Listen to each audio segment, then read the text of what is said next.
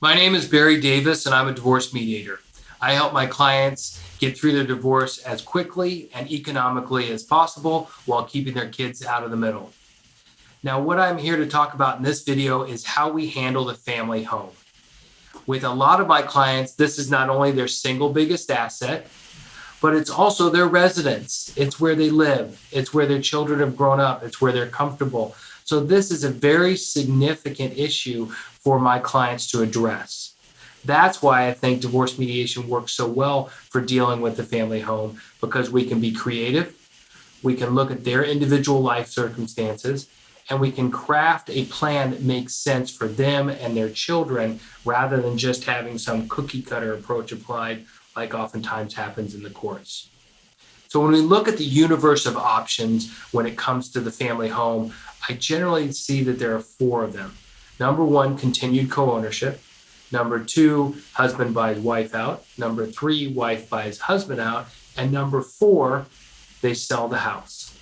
So those are the four options that we deal with. Now, when we come to that first one, continued co-ownership, we would need to come up with a lot of detail. How are all the expenses, both fixed expenses and variable expenses, going to be addressed? So we would talk about the mortgage, property tax, homeowners, utilities, how will repairs be handled, how will maintenance be handled? And we come up with a very detailed agreement so that what we're doing is proactively, we're dealing with all the issues that the parties will have to deal with while they continue to co-own the property.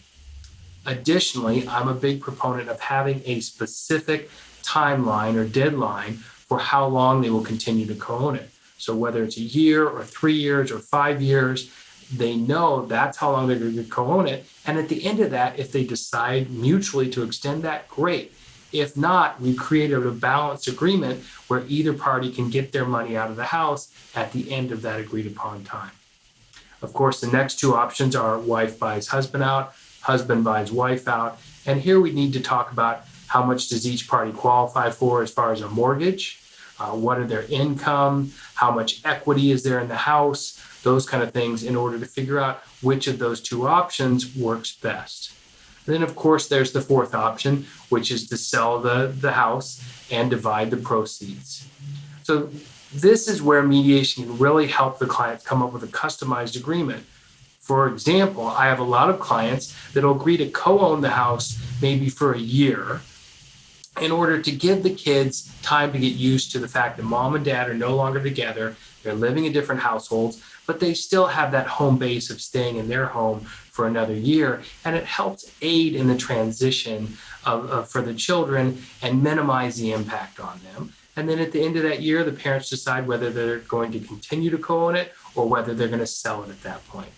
So there's all sorts of different variations we can work with here, but hopefully that gives you some different ideas and starting points for your discussions regarding how to handle your house. And if I can be of help or assistance, please contact me at davismediation.com, and I'd be happy to speak with you further.